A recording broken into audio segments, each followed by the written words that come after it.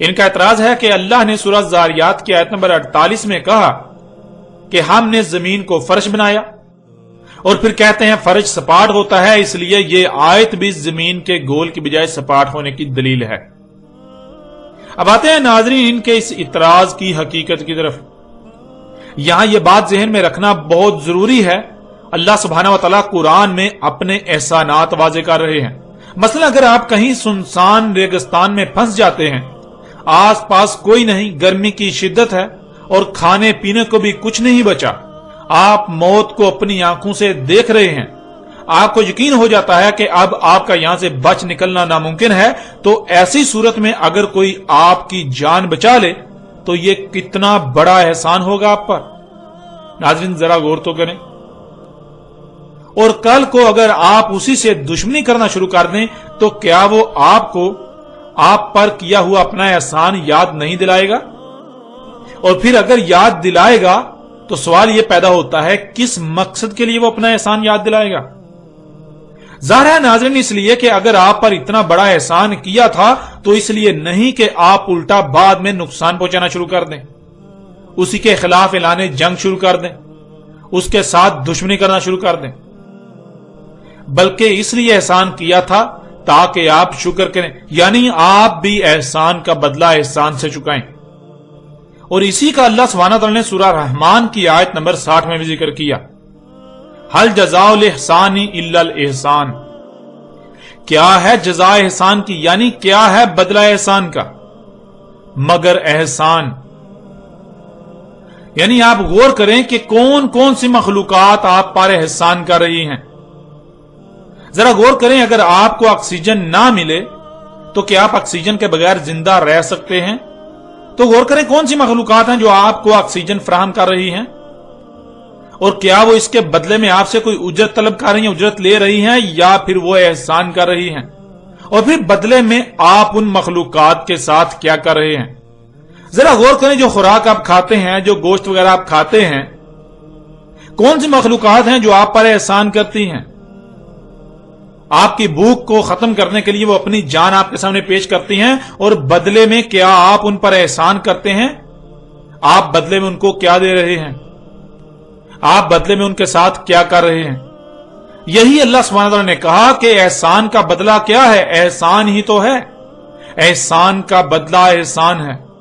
बिल्कुल ऐसा ही नाज़रीन आप गौर करें कि आज पूरी दुनिया के इंसान क्या कर रहे हैं, इंसानों को दुनिया में किस मकसद के लिए भेजा गया और उसके बरक्स वो दुनिया पर क्या अमाल इंजाम दे रहे हैं। जमीनों आसमानों को दिन रात नुकसान पहुंचा रहे हैं, उनमें फसाद कर रहे हैं, मखलूकात को इधर से उधर कर रहे हैं, मखलूकात को उनके मकामात से हटा रहे हैं। तो ऐसी सूरत में अल्लाह सुब्हानहू व तआला कुरान में इंसान पर अपने किए हुए एहसानात याद दिला रहे हैं कि ये एहसानात तुम पर इसलिए किए थे कि तुम उल्टा अल्लाह से ही दुश्मनी मोल लो, उसकी खलक में छेड़छाड़ करना शुरू कर दो, अल्लाह के खिलाफ मंसूबाबंदियां करना शुरू कर दो, जो आज तुम कर रहे हो।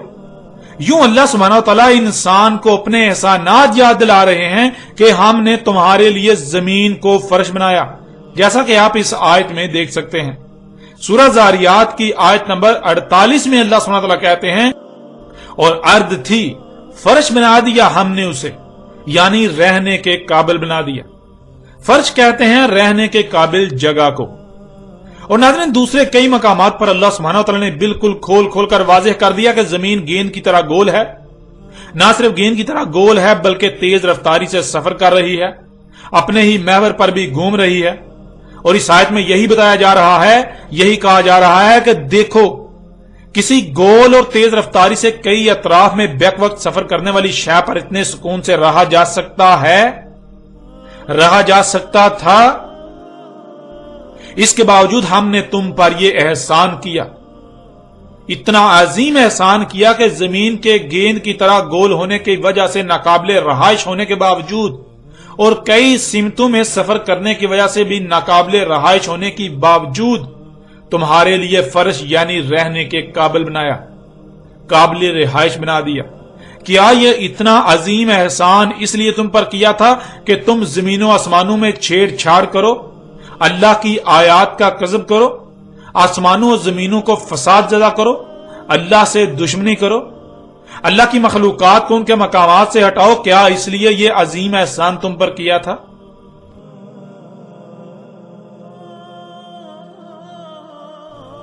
اس لیے ناظرین، یہ کہنا کہ یہ آیت اس بات پر دلیل ہے کہ زمین چپٹی ہے، یہ انتہائی جاہلانہ بات ہے۔ اگر ایسا ہوتا تو قرآن میں اللہ سبحانہ وتعالی بار بار شکر کرنے کی تلقین نہ کرتا۔ شکر کہتے ہیں احسان کا بدلہ احسان سے چکانے کو۔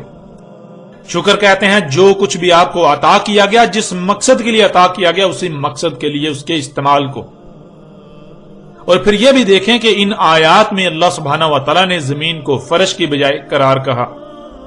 سورہ نمل کی آیت نمبر 61 میں اللہ سبحانہ وتعالی کا کہنا ہے، امن جعل الارض قرارا، کون ہے، کیا ہے جس نے ارض کو کر دیا ٹھہرنے کی جگہ، ٹھہرنے کے قابل کر دیا۔ پھر سورہ غافر کی آیت نمبر 64 میں اللہ سبحانہ وتعالی نے کہا، اللہ الذی جعل لکم الارض قرارا، اللہ ہے، وہی ذات ہے، جعل کر دیا تمہارے لیے ارض کو، زمین کو قرار، ٹھہرنے کے لائق، ٹھہرنے کے قابل۔ اب ناظرین ذرا غور کریں، ان آیات میں زمین کو انسانوں کے لیے قرار کیوں کہا؟ قرار کہتے ہیں جس پر ٹھہرا جا سکے، اور یہ لفظ وہاں استعمال کیا جاتا ہے جہاں ناممکن کو ممکن بنایا گیا ہو۔ مثلا آپ گاڑی پر سامان لاد کر لے جا رہے ہوں، اگر سامان باندھا ہوا نہیں تو گاڑی چلنے سے سامان ہلے گا، ادھر ادھر ہوگا، یہاں تک کہ سر کر نیچے بھی گرے گا۔ اور اس کے برعکس قرار کہتے ہیں گاڑی تو چلتی رہے مگر سامان بالکل ایسے ٹھہرا ہوا ہو جیسے کہ وہ کھڑی گاڑی پر پڑا ہوا ہے، رکی ہوئی گاڑی پر پڑا ہوا ہے۔ اب ناظرین اگر صرف اتنا ہی بتانا مقصد تھا کہ زمین تمہارے لیے ٹھہرنے کی جگہ بنا دی، تو کیا انسان کو نظر نہیں آ رہا؟ یعنی کیا انسان کو یہ نظر نہیں آ رہا کہ زمین قرار ہے، وہ زمین پر ٹھہرا ہوا ہے؟ کیا انسان زمین پر ٹھہرا ہوا نہیں ہے؟ کیا انسان کو زمین پر ٹھہرنے میں مشکل پیش آتی ہے کہ وہ ادھر ادھر گر رہا ہے، ادھر ادھر پھسل رہا ہے؟ جیسے کہ آپ چلتی ہوئی گاڑی پر سوار ہوں تو آپ ادھر ادھر ہل رہے ہوں گے، پھسل رہے ہوں گے، آپ کو مشکل پیش آ رہی ہوگی ٹھہرنے میں۔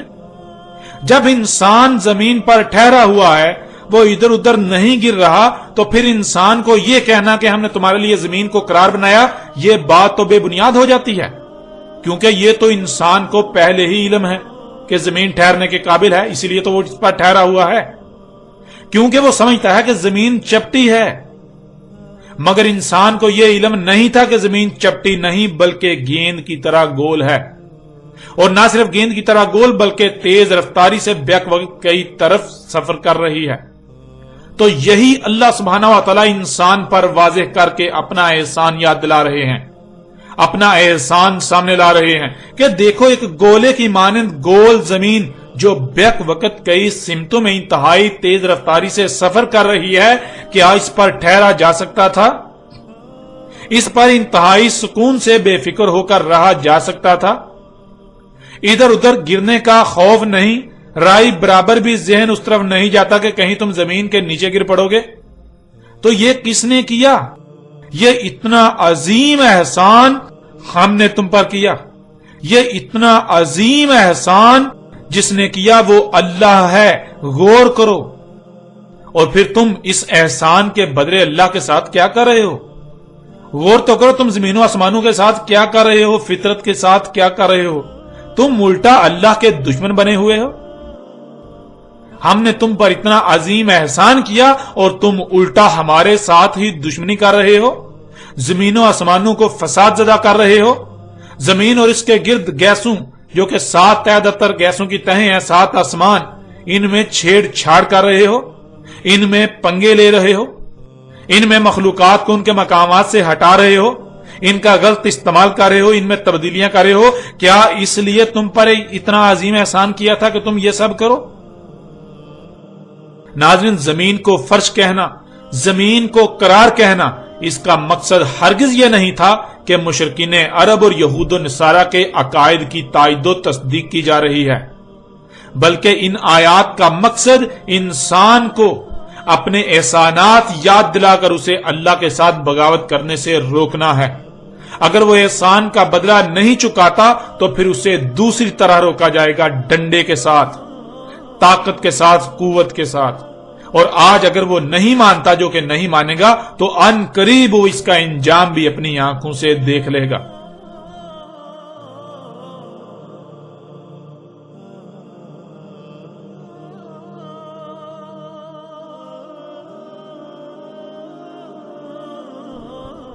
پھر ناظرین، قرآن میں اللہ سبحانہ و تعالیٰ نے زمین کے اپنے ہی محور پر گھومنے اور زمین کے اپنے مدار میں سفر کرنے کو ایک اور پہلو سے بھی بیان کر دیا۔ اس وقت آپ کو سکرین پر سورہ نمل کی آیت نمبر 88 نظر آ رہی ہے۔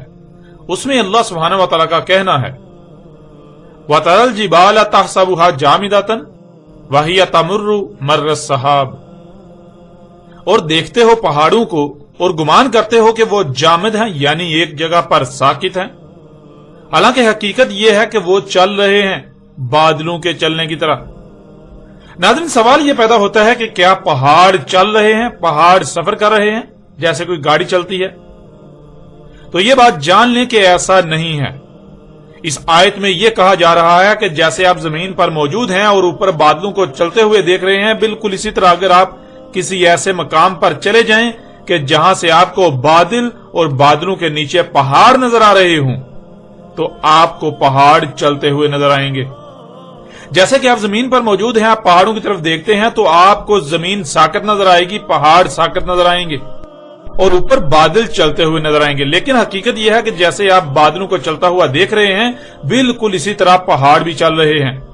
اس کا اندازہ آپ کو تب ہی ہو سکتا ہے، اس کا ادراک آپ کو تب ہی ہو سکتا ہے جب آپ خلا میں بادلوں سے اوپر زمین کی مغناطیسی کشش کی حد سے باہر نکل جائیں، وہاں سے آپ کو پہاڑ چلتے ہوئے نظر آئیں گے جیسے زمین پر کھڑے ہونے سے بادل چلتے ہوئے نظر آتے ہیں۔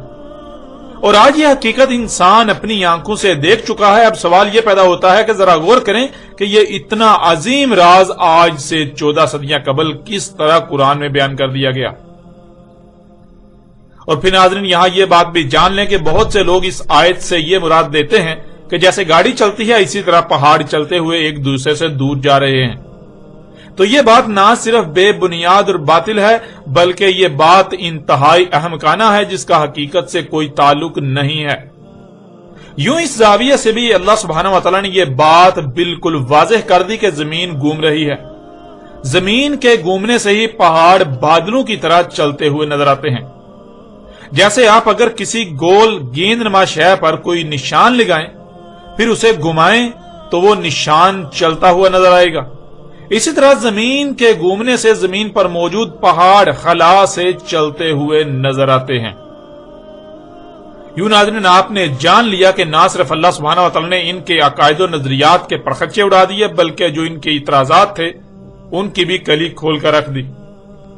یوں حق ہر لحاظ سے آپ کے سامنے ہے۔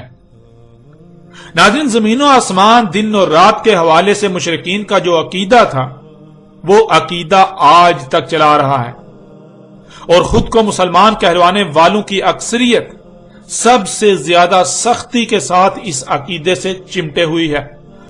فرق صرف اتنا ہے کہ جو باتیں بالکل کھل کر سامنے آ گئیں، جن کا رد ناممکن ہو گیا، تو ان لوگوں نے ان پہلوں پر بات کرنے سے ہی گریز کرنا شروع کر دیا، تاکہ نہ ہی ان پہلوں کو زیر بحث لایا جائے اور نہ ہی حق کو تسلیم کرنا مجبوری بنے۔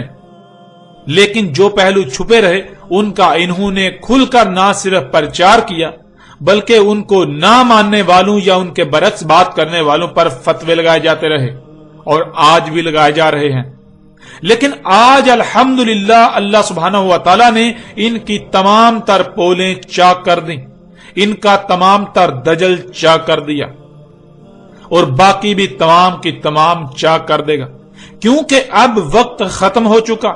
اب ان کو ہر لحاظ سے جو ان کا انجام ہے اس سے دوچار کرنا ہے۔ یہ حق کے دعوے دار بنے رہے تو ان پر آج حق واضح کر کے ان کو اس لحاظ سے ذلیل و رسوا کرنا ہے کہ تم حق پر نہیں تھے، تم باطل پر تھے۔ یوں آج کوئی بھی بات پوشیدہ نہیں رہنے دی جائے گی، سب کچھ کھول کھول کر سامنے لا رکھا جائے گا، اور اس کے علاوہ جو ان کا دوسرا حقیقی انجام ہے اس سے بھی ان کو دوچار کیا جائے گا، وہی انجام جس سے گزشتہ قومیں دوچار ہو چکی۔ अब नाज़रीन, बहुत से लोगों का सवाल है कि अगर सूरज का उसके मगरिब से तुलू होना ये हो चुका है, जिस तरह आपने वाज़ेह किया इसका रद्द भी नामुमकिन है, तो फिर इसका मतलब ये कि अब किसी की भी तौबा कबूल नहीं होगी। क्योंकि हम आज तक यही पढ़ते और सुनते आए कि जब सूरज मगरिब से तुलू होगा तब तौबा का दरवाजा बंद हो जाएगा, तब किसी की तौबा कबूल नहीं होगी। नाज़रीन, इस सवाल का जवाब देने से पहले ये बात वाज़ेह कर दें कि अब तक इस बात को ज़ेर बहस ना लाने, इस पर बात ना करने की वजह यह है कि आइंदा एक साथ में याजूज और माजूज के मौजू पर जब बात की जाएगी तो अपने वक्त पर इस पर खुलकर तफसील के साथ बात की जाएगी। लेकिन यहां मुख्तसरन आपके इस सवाल का जवाब वाज़ेह कर देते हैं। पहली बात यह जान लें कि ना तो कुरान में ऐसी कोई बात आई है और ना ही मुहम्मद रसूलुल्लाह अलैहिस्सलाम ने ऐसा कभी कहा कि जब सूरज मगरिब से तुलू होगा तो किसी की तौबा कबूल नहीं होगी। हकीकत जानने के लिए सबसे पहले लफ्ज तौबा को जान लें। इसमें असल लफ्ज ताबा है, जिसके मानी है अपना रुख पलटाना, पलटना। जब इस लफ्ज के दरमियान वाव का इस्तेमाल हो तो लफ्ज बन जाएगा तौब, जिसके मानी बनते हैं पलट रहे होना, अपना रुख फेर रहे होना, पलटा रहे होना। और इसके आखिर में हे का इजाफा करें तो यह लफ्ज बन जाएगा तौबा।